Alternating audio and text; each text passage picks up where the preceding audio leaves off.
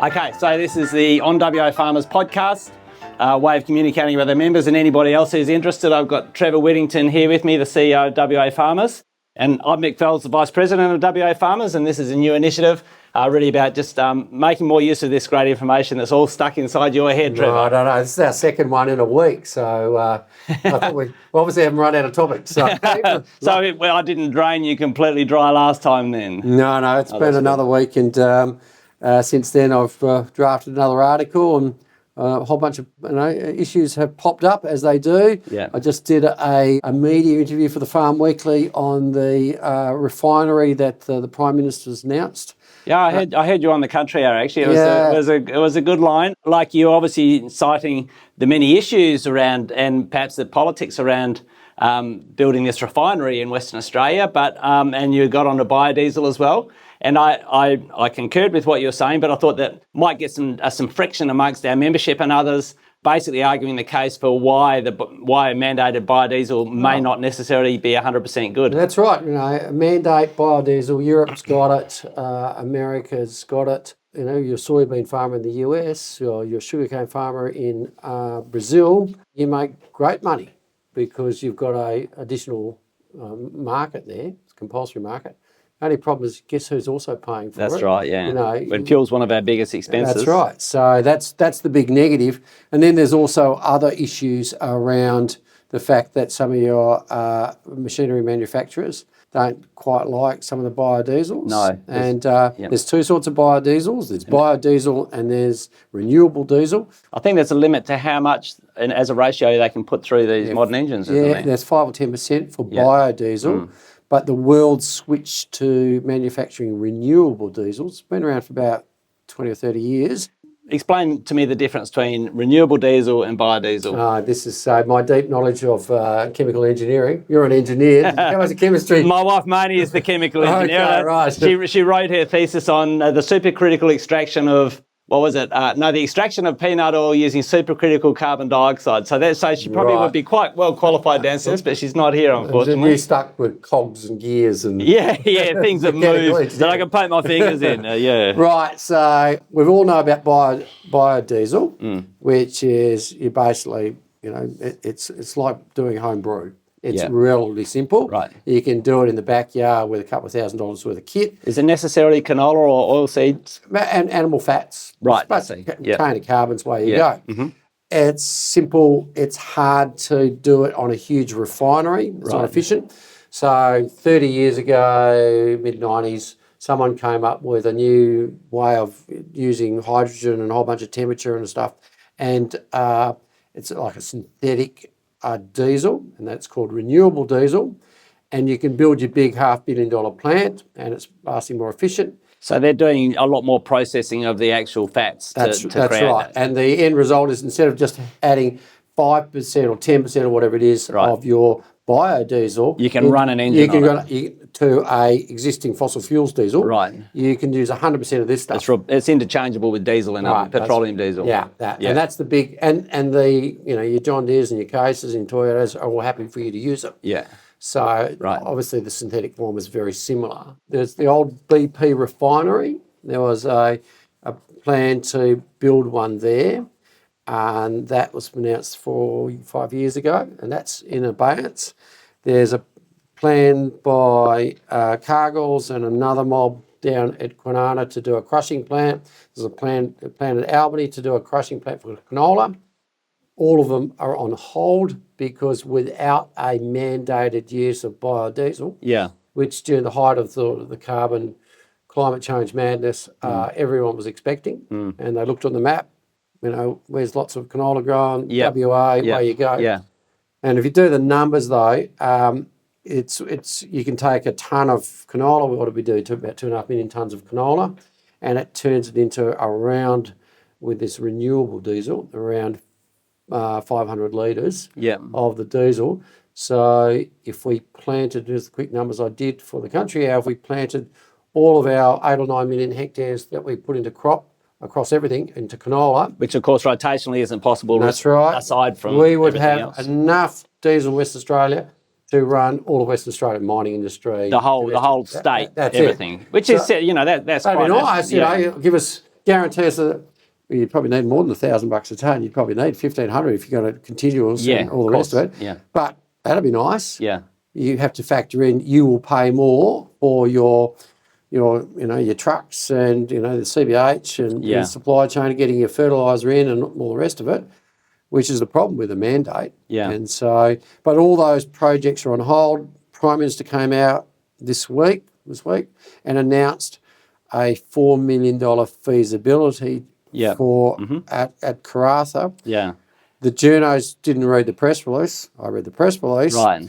And they thought we're going to get a new refinery. Right, for $4 million. That'd be good value, wouldn't it? No worries. It's more likely, we're talking billions and billions. Yeah, of course. And, and we've been decommissioning refineries. Well, we had 6. BP was one of the first in Australia, built in the 50s. And that in WA got shut down 5 or 6 years ago. Yeah. Have they decommissioned or is it all mothballs? Got the tanks. But look, they're old, relatively small. Yeah. Big new modern ones in the Middle East, Malaysia, Singapore's huge. China, Japan, whatever. Yeah. So we've just imported it, and it's been. Our labour's expensive. Everything's expensive. Everything's expensive. And power. Then the power. And the crude comes in from the Middle East or some parts of Asia, and we were processing it. We've now down to 2 refineries, one in Gladstone and one in Melbourne, and both of them were running at a loss.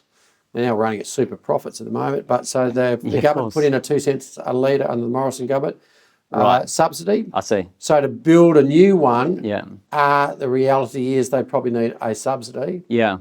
We would all end up paying for that. But I mean, this government, I think their modus operandi now is we've got to make everything Australian, and of course we're going to subsidise it. So that seems to be how they think. The horror, what are we going to go back to? Holding cars and Chamberlain tractors? So where do you draw the line? Yeah. If they were serious about fuel security, the first thing you do is, they've lifted the 30 days. We've had 30 days of onshore fuel in reserves. We should have had 90. Yeah. Now they've lifted it to 50, aiming to get to 50. Right, so I think it's 42, I think I heard recently. At the moment, but they're aiming to get to 50. Well, 50 is not enough. No. We need the global minimum is 90. Yeah.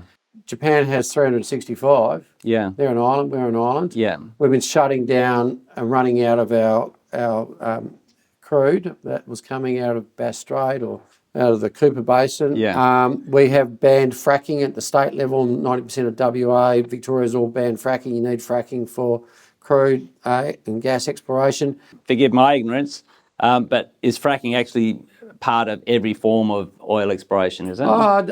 I don't know. I thought they used to just drill a hole and there was the oil and out it came. Yeah, well, certainly it is for gas. Yeah. We'll have to ask the oil and gas guys, but they're often looking for both at the same time. Yeah. And if you say you can't frack, why would you bother looking for oil? Yeah.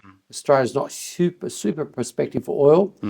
The most prospective part of Australia is the great Australian Bight. But haven't they done a bit of exploration out there and found that it's either too hard or too deep? They've found a bit. Yeah. But they've banned most of it. Yeah. And there's now 30% of Australia's offshore waters are in marine parks. Why would you come here? Yeah. The environmental approvals go through it.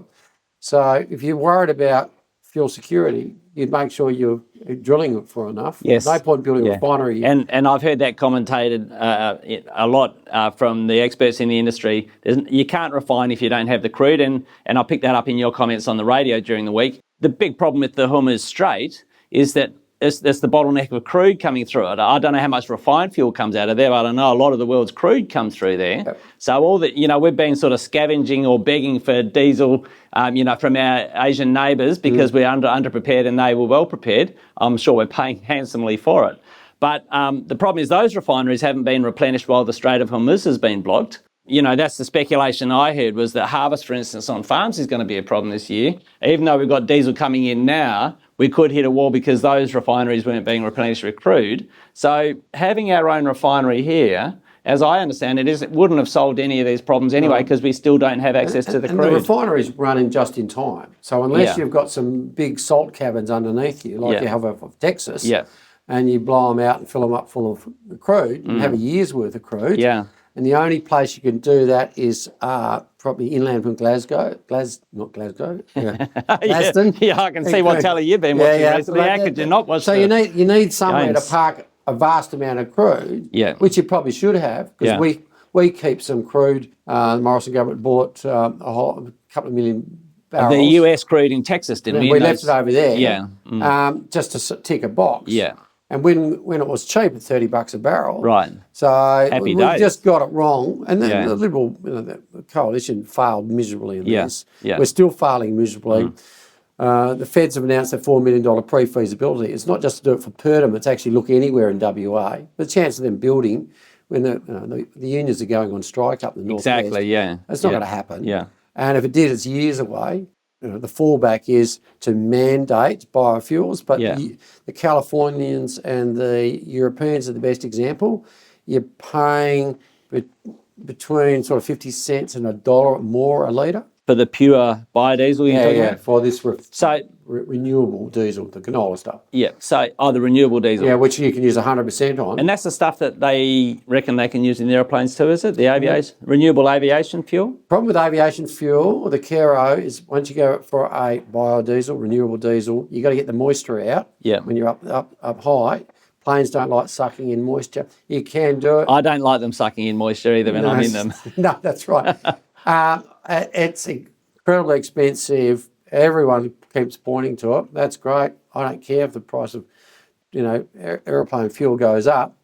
No country's been a first mover because you have to mandate that anyone who flies here goes out with fuel tanks.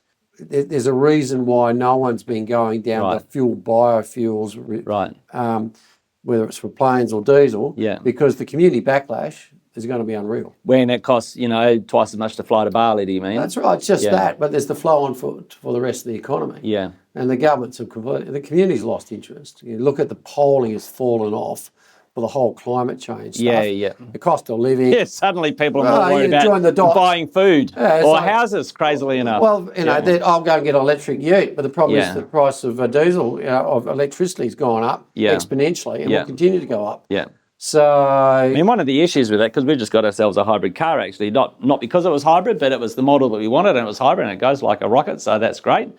Nobody will tell you, like they say, you plug it in and charge it at home, and we do, and that's great. But we had to do our own maths. Marnie's an engineer, I'm an engineer. We worked it out.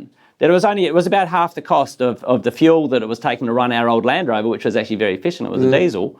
So it's not free. You plug it in there, it's not free, and it's not free of emissions, because somewhere that's still being generated with fossil fuels. That's the truth of the matter at the moment. And the biggest cost is your depreciation on your new vehicle, particularly on hybrids, because everyone's the technology. Nobody wants the second hand one. No one wants a second hand. Here's an interesting one for you. The best thing is having solar and a battery. Yeah, exactly. Yeah. And you're on the farm. I'm my place. The boys up there on the farm.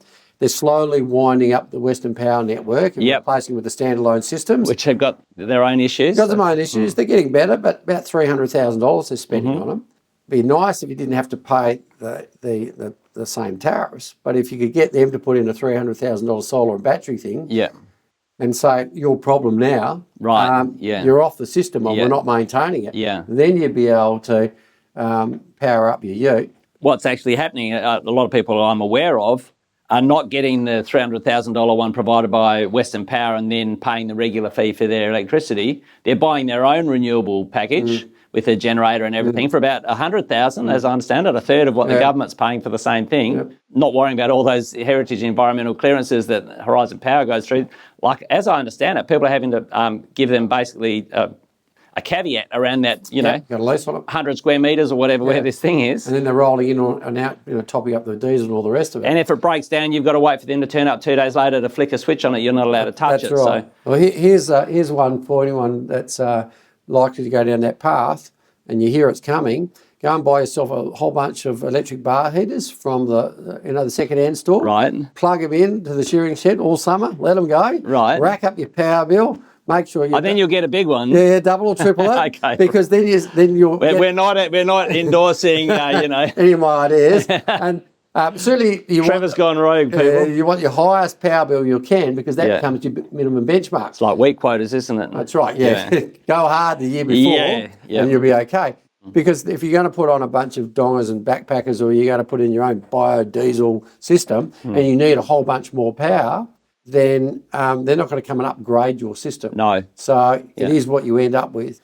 For the amount of diesel you and I use on the farm compared with the ute versus everything else we're running around with, I don't think that's the issue. I think the real issue is making sure we've got diesel when we need it. For industry, especially. For all of us. It's not just for us on farm. Make sure the CBH trucks and the mining sector. It keeps going. We just need Australia to have more reserves. And on farm, you can sit there and wait for the government to do it.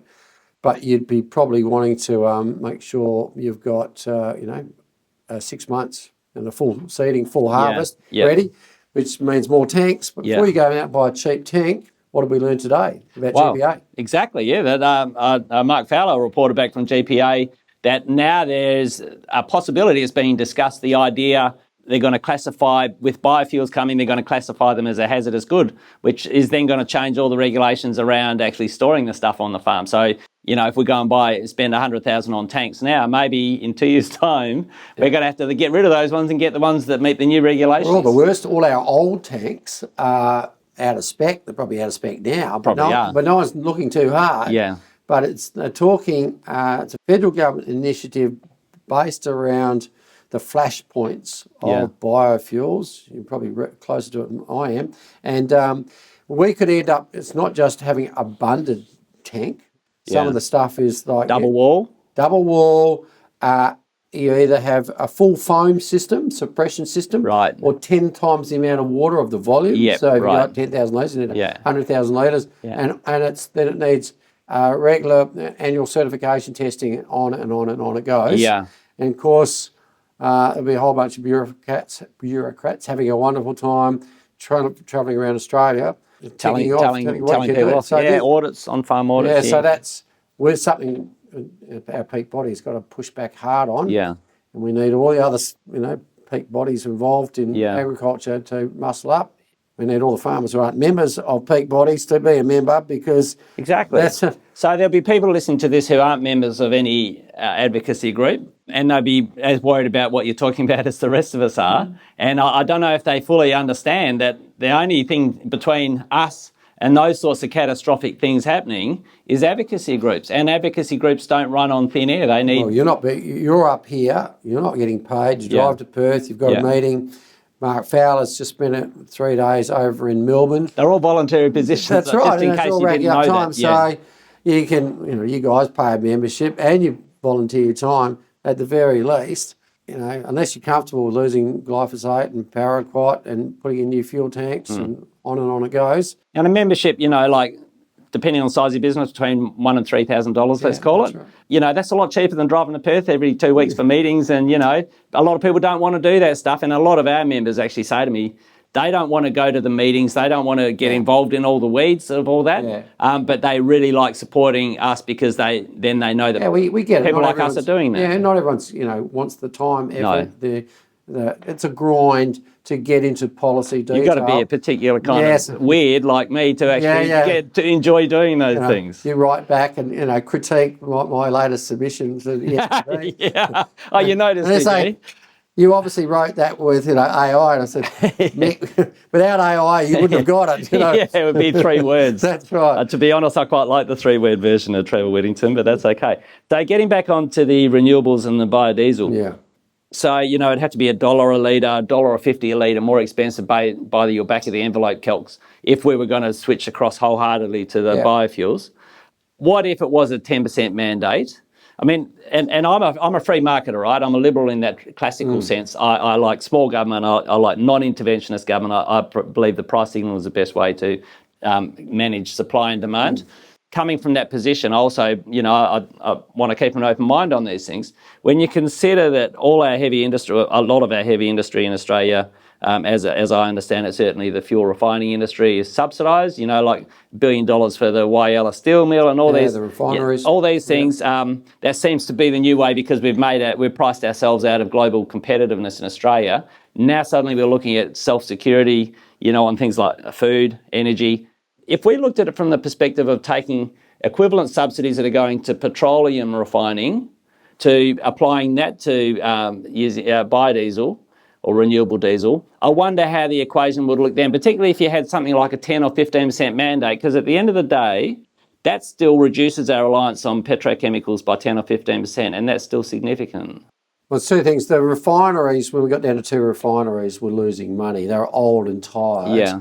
Cost of maintaining them. And they're relatively inefficient because they're not big like the ones up in Singapore. Yeah. So they put in, I think it was 1.8 cents a litre subsidy to keep them going. It's worth about $70 to $100 million a year. Right. They don't need them at the moment because they're making pockets of money because Yeah. they arbitrage the difference. But that's going to swing back. 2 cents a litre is not going to subsidise $1 or $1.50. Yeah, that's. But with this new idea of a refinery, sorry to interrupt, but with the a $4 million pre-feasibility thing, if they were going to get something off the ground, you can guarantee, I think, that there's going to be some pretty big government spend on that. I'm guessing. Yeah, well, because I don't quite understand why they're looking to do an old school refinery, which is what they're looking at somewhere in Western Australia. They did the announcement in Karratha because Perdaman's up there. They've got a track record of building these things. But it's incredibly expensive to build something there. Yeah, that's true. You're basically competing with Singapore or Malaysia or the Middle East. All have got refineries, vastly cheaper labour, cheaper energy and an easier regulatory system. So it just happens to be on the top corner of Western Australia. Yeah. And then you've got to pick it up, the fuel, and move it again to the market. So it's a double handling. Yeah. It ain't going to happen. So you can build it down in, you can do it down in Kwinana. But really the biggest market's over east.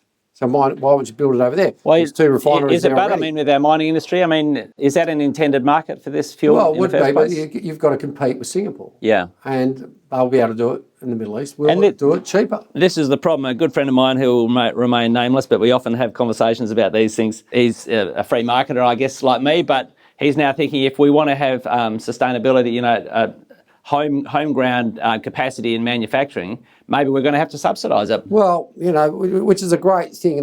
During COVID, we had Morrison government saying, we need, we can't make face masks, and we can't make everything else that we needed in the medical world, PPE. They're flying stuff in, or Twiggy was helping flying stuff in from China. Yeah. And I'm going, okay, well, so we're going to now move, when we're at nearly full employment, to making face masks and PPE. Or we're going to start making, and then it's going to be electric cars. Yeah. And then it's going to be food security. Well, what is food security? I'm always confused about that. If you start food security, it's having fuel and fertiliser security. Yeah. But if you make it almost impossible to do business in Australia, because we import the wrong people because we don't have the right skill set. People don't want to live in the regions. Our energy is 6 times more expensive than China. Our IR system, which the Labor government's put in 700 pages. Yeah. Which bit of your manufacturing security, food security, whatever, are you going to do? We import tinned tomatoes because you can't find people to pick tomatoes in Australia. And they can make them. Some of them are made in Australia. Say they're made in Australia and they're imported. Apparently, if you've been watching Four Corners. Yeah, it's like, and food security is a bizarre thing because food security in someone, I don't know, in Sudan or Ethiopia or Indonesia, it's a bag of rice. It's a really basic diet. Yeah. Whereas in Africa, it's I've heard corn. Yours is Wagyu and Chardonnay. And at times it's tough, but that's right. They're having to cut back. Where's the lobster? So, but the reality, it's a bizarre argument. If you're really worried about food security, don't stop bringing people into Australia and pushing up the number of people. Yeah. Have less people. Yeah, reduce demand. Very unsophisticated arguments. This whole idea about, subsidising to support industries and that's all good and well in a crisis when it's like, we don't have enough fuel, we don't have enough fertiliser, we should be manufacturing this stuff here. There's sorts of global conflict, we need to be manufacturing munitions here. In a perfect world, when all this global strife miraculously settles down and we go and invest $100 billion in, subsidising all these industries that we think it's really important to manufacture things here. And then, the world goes back to what it was 10 years ago. And suddenly the stuff that we're making here is double the price of everything we can import. It can just come in, the fuel's coming back in at $1.30 a litre, and ours is $3.50 a litre because it's full of biodiesel or whatever. Where are all those people then? Where are they? Are they actually going to be happy to keep paying double for all this stuff? This is that whole protectionism versus free market argument that happened in the 70s and 80s in Australia. Once they're in, you build a whole industry around arguing for it. And you become a state-controlled economy. So you'll have the Renewable Industry Association lobbying Canberra to maintain their mandates or subsidies and to hold off the imported. Yeah. And then and they'll be lining up with the Greens and the in the climate change, crew, and they'll be writing checks to, Labor or Liberals or whatever to, it's called old school rent seeking. Yeah. Whereas we could be out there spot buying on the spot market, tanker loads of fuel because we need the fuel to put in our tractors to grow wheat, because you can guarantee the price of wheat's probably still going to be at $350 a tonne in 10 years' time or 2 years' time or whatever. And Indonesia and Vietnam and China and our other key markets, they don't want us to pay for our, the cost of using Australian-made renewable diesel in our headers and tractors and trucks.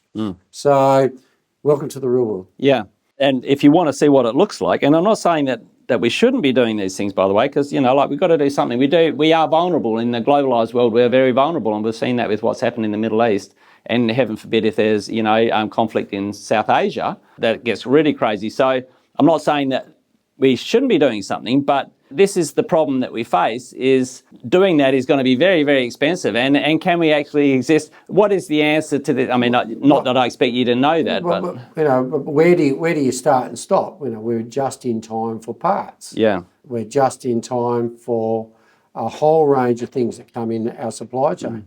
If you're really worried about global security, maybe we shouldn't be sitting there with 6 subs that, 5 of them at most of the time don't work. Yeah. Maybe we should have 20 or 30 subs. But the other way of looking at it is, how quickly can you respond? So if you look at Ukraine, they staggered around after Russia came, over the border properly for the second time 4 years ago. And, they quickly ran out of artillery shells. So they're desperately, drumming up artillery shells around the world. Then they worked out drones. Yeah. And they built a drone manufacturing industry. Right. But did they already have a manufacturing industry? They had actually quite a high-tech sector. They're making a lot of electronics for cars and so they had that capacity Europe. They were big on the old USSR for manufacturing in their armaments industry. Right. But, they've swapped to making drones. Yeah. But the point is, do you try and prepare for everything? So should we be making millions of artillery shells and millions of drones and our own planes? I think the key is adaptability. I mean, in the Second World War, all our tractor factories started building airplanes and things. That's right. You can build it. We had a sector that we could adapt very quickly to doing this stuff. So that goes back to, you actually need a skill base. Yeah. You need 2 things. You need capital, and so you need a heap of money. So running up a lot of debt's probably not real smart. Yeah. Because if you need to go out and borrow $1 trillion to actually fight someone off, that's number one. You need a skills base, because funny enough, people don't want to come and work in your country when you're getting, bombed to hell out of you.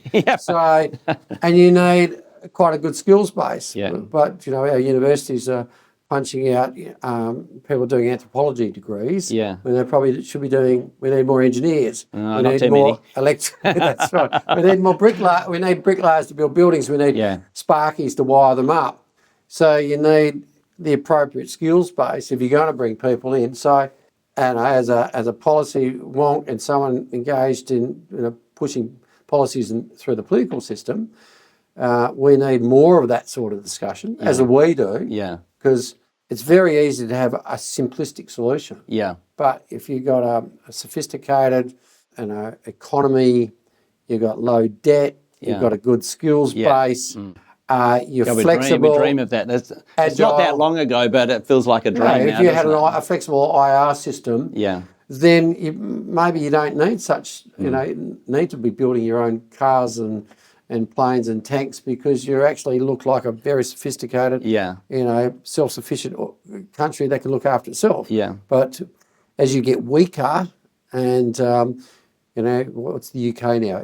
1 in 3 18 to 30-year-olds is on the NDIS. Right. With their equivalent. Yeah, right. That's insane. Yeah. So you've lost. And we're heading that way here. We are. Yeah. But now this probably does feed. We were talking about biodiesel, renewable fuels. You've written a column recently about, or a couple of, as I gather, about sustainability. So it's a bit of a hack, that word these days. Yes. Do you know what does it mean? Do you know what it means? To be able to keep doing the same thing without being diminished, I suppose. That's one way of looking at it, yeah. as a farmer and someone who's got a business, that could be having a viable business. Yes, absolutely. So profitability, I've always argued, in my various capacities, that profitability is the first pillar of sustainability, because if you ain't profitable, you're not going to last. Well, if you read the 2 reports I read this week, and I commented on an article that's going out Farm Weekly next week, 2 reports commissioned by GRDC to link into where are the gaps in the sustainability. So I ground my way through those. Is why we pay you the big bucks, Trevor. Oh, yeah, they were hard grinds. The first report came up with 31 ways to, build on existing sustainability frameworks. Now, there is a lot of different frameworks out there. There's a grains industry. NFF's doing Australian ag sustainability. You've got a renewable sustainability. Wherever you look, the problem I see is that there's no overarching simple one, and then if you had one, what problem are you solving? Because sustainability... Yeah, that's the question. I'll go back to first principles. Do we need one? Who's asking for it? Yeah. Now, the consultants and the industry elites and people in government say, oh, well, you need your social licence. You need to prove that you're doing it clean and green. Well, my response to them is the market has already stepped in. Your minimum residue testing, CBH, your exporters are, looking at what you're doing. You're putting stock into sale yards. There is minimum standards you're expected to perform to. Yeah. Otherwise, you quickly get culled out. So there is a system in place.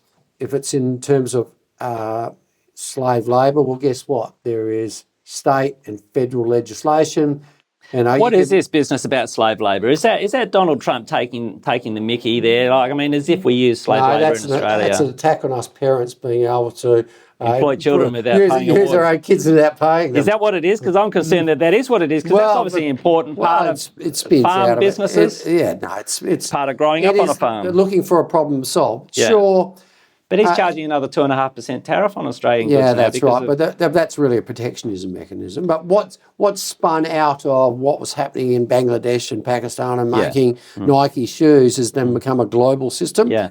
It's been picked up here. Is this coming from EU as well? Because I know with the ISCC, which is our accreditation system when we grow canola, if we want to access the European market, there's anti-slave labour sort of stuff that we have to sign. We're not using slave labour in there. Is that? And it gets picked up and incorporated in every sustainability framework. Then it becomes linked into trade agreements. And so you can say, well, Australia doesn't do that. We shouldn't have to sign off. Can't our government just sign off and say we've already got a full regulatory and compliance system around slave labour? Yeah, and, surely the government could be audited on that rather than every individual bloody business. That's right. So the failure is, but the problem is, we'll get an organisation like that's come through in these reports. Well, we should be able to prove that right down to the farm level.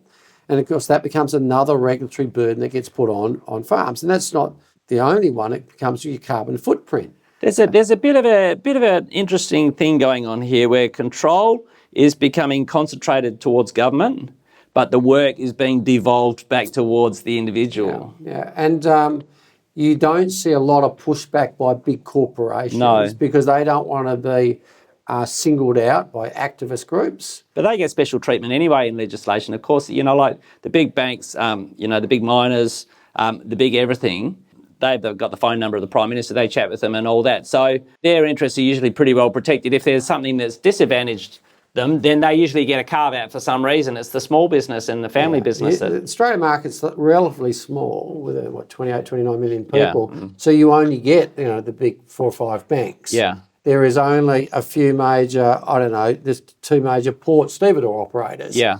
There is a limited number of Brookfields. Yeah. But there is only, if you want to build a new big building of a refinery, there's only 4 or 5 contractors that are big enough to do it, the multiplexes or whatever. So we don't have that critical competition. Yeah. So more regulation doesn't tend to worry them that much. Yeah. But it certainly gets pushed down onto small business. Also because a lot of those businesses can pass their cost on. That's right. Yeah, so if they get more regulation, more compliance, they just add it onto the ticket. You're going to build, government decides wants the Olympics in Brisbane. Yeah. they don't have much competition where you can go to get people to build the sports stadiums they need. Yeah. That's why you don't see the big end of town screaming the house down too much about new IR laws. The mining guys slowly worked it out a bit belatedly under the last round of IR laws. They were slow to come to the table on the heritage laws in the state. We made a lot of noise with PGA, jumped up and down until they got enough courage to step up. But $1 million or a couple of million on getting an approval for a family business is enough to shut you down. But for a mining company, it's inconsequential. Just do it. Who cares? Look, another 30 days in the office over a year doing more regulatory stuff when there's no extra dollars coming in. So part of the article from last week's Farm Weekly, this one coming up, is saying for grains particularly, we are mostly an export market. Our buyers are usually food insecure. We're not selling a lot, a bit of canola, it goes to Europe. We're not selling a lot to Europe. It's mostly Indonesia, China, Vietnam, the Egypt, the Saudis. They're food insecure. They're not agonising. Whether we've got a diversity and equity plan on our individual family farms, and if we don't, they're not going to buy the grain. They're looking at it. What's our price of grain versus the Russians? So you mentioned on the diversity and equity, we're getting into the ESG, environment. What is it? Environment, sustainability, and governance. Yes. That was a buzzword, a buzz acronym probably 10 years ago. I think people are starting to move on now. I think Donald Trump's played a part in that. So that, not everything he's done is bad. But someone needs to tell the GRDC and the National Farmers Federation. I was going to allude to that. You've written about that. So what's GRDC proposing there? Well, they're not. They've commissioned 2 reports, and we've yet to see how they respond. But I've done a shot over their barrels, going, there's 31 projects in there. One of them's the Indigenous engagement by the grain industry with local Indigenous groups. I'm going, why? Who in Indonesia or Vietnam or China is saying we're not going to buy your grain, or they're going to pay more for the grain because we've got an Indigenous engagement strategy. And which of the growers are asking GRDC to do that? That's right. Yeah. So, but the consultants are out of Sydney or Melbourne. Yeah. That's the sort of report they write. And so they're writing what they think the market's... besides the fact it's almost unreadable... Yeah. Most of the projects don't have a cost benefit. No. They're not critically looking at the market. They're saying the market, in the letter that was to Mark Fowler and to me from Nigel Hart saying, here's 2 reports. It's good that they're consulting with us. Didn't actually ask what our feedback was. They just said, have a look at them. But they're saying... That's what consulting is. Well, it's just the new way of finding it. That's right. Yeah. So the problem is they have got too much money in their bank account, $750 million, going to go up again. They're looking for projects. This is what it looks like when they have money burning a hole in their pocket. They're starting to look for new ways to spend it. That's right. They go, and it sounds like, the market and the social licence needs to prove that you are a good person, good producer. I've found, because there was some sustainability stuff being talked about when I was Grains president, and I found, when I reviewed it, the first draft of this sustainability framework, the whole thing was written from the first principle being that we're doing it badly now. Yes. That we've got something to apologise for and we need to fix it. It's probably this apologist view of the world these days. So that had been written by people who hold that view, so be it. But, I was very passionate about it. I ruffled a few feathers, actually, because I was quite critical of it. Because I don't see our industry as, we're actually world class in terms of sustainability in whichever form of that word you want to use. And we don't need to be apologising about what we're doing. Doesn't mean we can't improve what we're doing, but all of this stuff is basically coming from an assumption that we're terrible people who are doing bad things, and this is what we need to sharpen up our act. Yeah, it's worse than that, because what happens is the activist groups, the true believers, have seen this as a pathway to get government regulatory rules to get what they want. Yeah. So they might be, Farmers for Climate Action, and they will see a mandated system to prove that we are improving our soil carbon as a great thing because it ticks their box and they like it. So they're fully supportive. Yeah. Another mob would be, a native veg mob who want to protect native veg. Oh, well, we're going to mandate that every farmer has to prove that they are protecting their natural capital. And then on to the next mob who are worried about glyphosate, or they don't like glyphosate, they don't like paraquat. So they want to put in systems that track the chemicals we use and benchmark it against European. It is a backdoor way to do the groundwork for the future regulation. And the problem is that the industry says, okay, okay, we'll do that. Or we don't push back, or we don't question why we need them. Suddenly, and when you say the industry, who is the industry? Yeah. Well, if it's GRDC, looks like it's the industry. Yeah. They're not voted in by you or me. No. So by default, a report's written by a consultant, GRDC adopts it, they sign off on they pick, 30 of the projects, and the projects get done. It builds into a framework. National Farmers Federation has got a whole heap of money to do a sustainability thing. Yeah. How many of these sustainability frameworks are there? I listed in a comment there's literally tens of them, across every industry. In agriculture? Across, every anything you do. Yeah.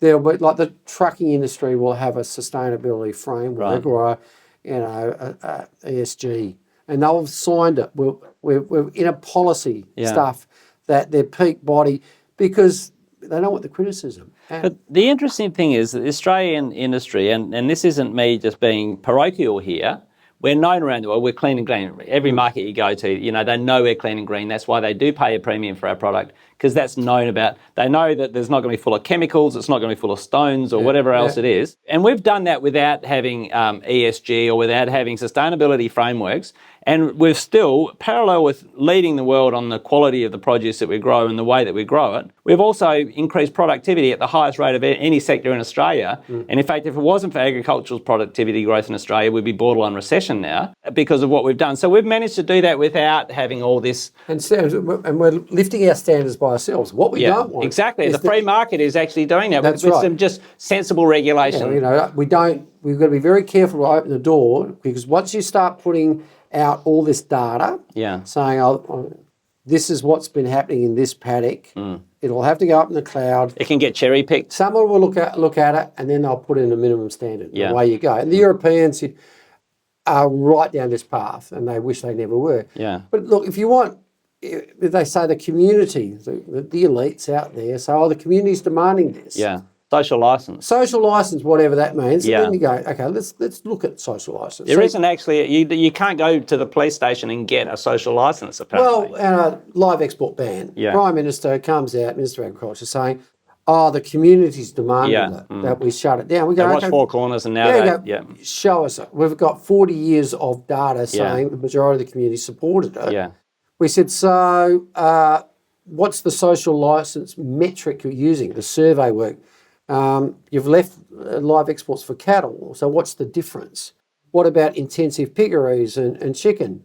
And you know what? No response. Yeah. Because it was a political exercise. Yeah. But, you'll get organisations like the RSPCA will go out there and say the community's demanding eggs, free-range eggs. That's something we need to talk about soon too, is what's happening with bird flu and the poultry industry. That's going to be a big deal. They're worried. All the free-range is closing their doors no matter on that.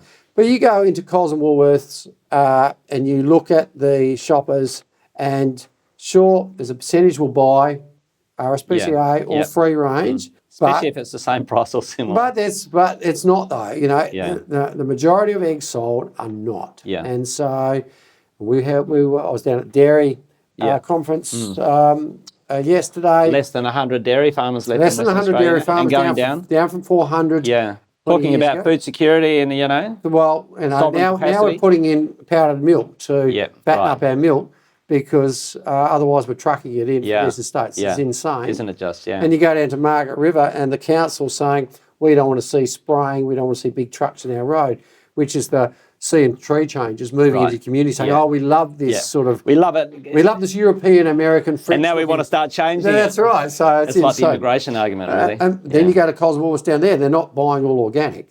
In fact, you go anywhere, it's not all organic. Yeah. So the community, as much as people say, there is huge demand for this. Yeah. There's community expectations. The shoppers, the community is not voting with their checkbooks around it. they are, on the whole, comfortable with the level of regulation we've got. Yeah. We don't Which is need, already world leading. Well, that's right. We do not need any more. If you Yeah. look benchmark with other grain growers, which I did in the article I've written, the Canadians are probably the most woke contemporary of ours, big grain exporters. Right, yeah. Their peak farming organisation has pushed back hard. Good. Good on them. So but we are careering down this pathway. I worry that GRDC's got too much money. I worry they're not going to look at it critically. My suggestion was they should have get some more consultants in, some economics. I'll write the terms of reference rather than them. Okay. Because I'm sure you and I can write, if you want to review and get the outcome, you write the terms of reference. And let's take it back to the farm level. What's the risk? What's the problem we're solving? Do we need to really sign up to any more of this stuff? Well, if we just did nothing for the next 10 years and just watched and waited and benchmarked to see whether we're missing out. Because, if you suddenly the Indonesians and the Vietnamese and the Chinese said, we're not going to take any more your grain because you're not ticking, you haven't engaged enough locally with Indigenous people, then fine, okay, we'll address it then. I went to China 10 or so years ago with a group of growers, and we visited some flour mills and breweries especially, and maltsters, obviously making the malt for the breweries, and they love our product. They buy the minimum amount possible to blend with all the crap they buy somewhere else in the world because ours is more expensive, but they absolutely love it. So they're basically improving all the rubbish they can buy by buying Australian grain. So they already know that, and they were at the time CBH, a cooperative grain handler in Western Australia, had a program called Better Farm IQ. A lot of farmers will remember that, which was a QA program. That was all the rage back then, QA. And it was quite controversial with growers. It was quite onerous, and there was issues around the cost of it and so on. We asked them, do you want us to have QA? Do you want us to have Better Farm IQ or QA? And they say yes, no. You really must have QA systems. And then I asked one of these guys, one of the managing directors, so will you pay us a premium if we're using QA? And he said, no. Well, we already know you're growing the best grain in the world. We're not going to pay you any more for it, but you should have it. And that is the truth of the market. So I think we can let our products speak for themselves. We're very open and transparent in Australia about how we do things. I've had Japanese and Chinese people who buy our grain, our markets, come onto my property and look at what we do. We get a bit of grain out of the silo and they're looking at the seed in the bin, they know what we do. There's no secrets about it and they absolutely love it. And a lot of this stuff, I can't help feel, especially now that GRDC has too much money sitting around, and we all know what happens when you have too much money sitting around. I'm worried that they're starting to stray into areas which is really just prefacing future regulation for the government, doing the work for the government with grower levy money. And I think if that is happening, something needs to be done about it. It's an interesting structure. GRD set up 40-something years ago, along with the other RDCs, as John Kerrin, as the Federal Labor Party Minister at the time, said the state governments are winding down their research and development. And that's very clear. Now, but of course, as soon as they set it up, state governments completely walked away. Yeah. And I think there was 1,800 people in the Ag Department back in the early 90s. It was down to 950 10 years ago. It's now turned to DPIRD. It's a shadow of its former self. Every other state's done the same. I'm pretty sure 50% of their staff are parked out in front of the coffee shops on Angelo Street in South Perth at the moment. That's just down the road from our place. Well, if they're not working from home. So the states are out of it. The state government, Ag departments should probably just focus on biosecurity, try and keep out the next round of nasties coming in. The problem is we turn over, there's $100 billion of farm gate primary production in Australia. $1 billion. That's 1% is going into these RDCs. Some of it's going to marketing, AWI, wool, MLA. That's all good stuff. No problem there. At least AWI gets a say every 3 years on voting on, but we don't in the grains industry. And when we've attempted to even influence that process, which is legislated for us to be allowed to do, by the way, it's not a fixed levy, it can be changed. When we've, genuinely attempted to influence that, we've been stonewalled. So it's an insane system where we can't get hold of the database to know now the 20, 25,000 grain growers, not a lot. We should be able to, GRDC should be providing a database and the funding so we can go out as the states who are part of the peak bodies and consult on this stuff. But GRDC say, oh, no, it's not in the legislation. We can't possibly comment, sitting on a lot of money. Well, and the minister goes, oh, there's two peak bodies under an insane system set up by Barnaby Joyce. Yeah. We're absolutely paralysed. The money keeps pouring in. They can't spend it fast enough. They're running out of things to spend. I wrote last week on what I called the sustainability traps in yesterday's Farm Weekly. GRDC is going to spend $60 million on helping farmers improve nitrogen efficiency, finding ways to extract more nitrogen, growing crops. And that's going to help, quote unquote, Australian farmers and farmers internationally. And I wrote a whole article going, why are we helping a Russian or an Argentinian or a Canadian be more efficient? Grow better crops. And compete against us.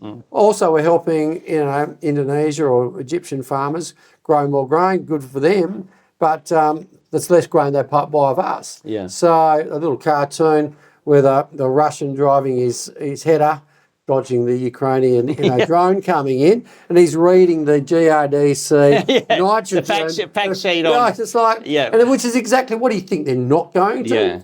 I guarantee every agro around the world supporting their grain farmers have somewhere, somehow, either directly or indirectly, read something that GRDC has produced that's helped them grow their farmers, look after their farmers. Now, if we're going to spend it, we should be really trying to quarantine the R&D. And then look, yes and no. I look up research from Canada, and especially Canada on canola, with the changes to the rules on Reglone now, we're not going to be able to use Reglone to desiccate canola, so I was looking at what other products and their farmers can fund it, brilliant. But, just how much of your money? Yeah. And look, there's always going to be spillage, no problem. Yeah. The quicker people pick up on it. But there's a swag of farmers who are not doing the basics. They're not tram tracking. They haven't got their lime and their acidity sorted.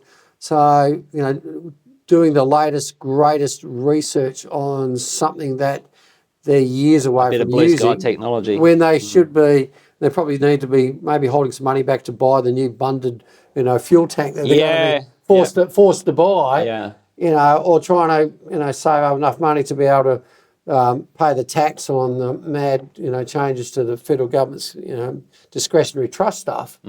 These are real decisions that farmers should be having a frank discussion and a say on and a regular vote on, so that we allocate the scarce resources that come out of the dollars at the end of the year. Well, they're scarce for us. They're not scarce for them. There's a bit of imbalance. That's right. Yep. So this isn't about criticising GRDC, because I think every listener to this program, and certainly every farmer listener, I think values, pretty much everyone values the R&D that we do, and it is one of the key parts of the success story for the Australian ag sector. So I don't think anybody wants to diminish GRDC, but every good thing has the risk of deteriorating, and I think when you've got all this money just sitting around and then looking for ways to spend it, that's a real vulnerability. And I think that, as you correctly say, I think a lot of growers can think of better ways to be spending, their millions of dollars tied up in reserves. Look, we have we vote federally every 3 years. We vote state every 4 years.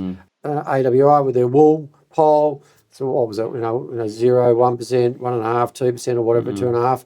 And for 6 lots every 3 years from the 2000s, times of tough, they held it. When it got really tough, they dropped it by 0.5%. Yeah. So that tells me farmers, growers are supportive of the RDC, research, development, marketing, their dollars going towards it. Yeah. I suspect GRDC is, the grain growers are no different, but there's angst out there, and there is a failure of leadership from the federal minister, GRDC, peak bodies, farmers to the ground, saying 20,000 of us, let's just have a say and let's make the case. And there's some really interesting models. I think the Canadians have a system where you can tick which your preferred area to prioritise. Right, yep. So you want more on this and less on that. So you can do some good data gathering at the same time then. You can look with mobile phones. I'm holding up now for those who are listening.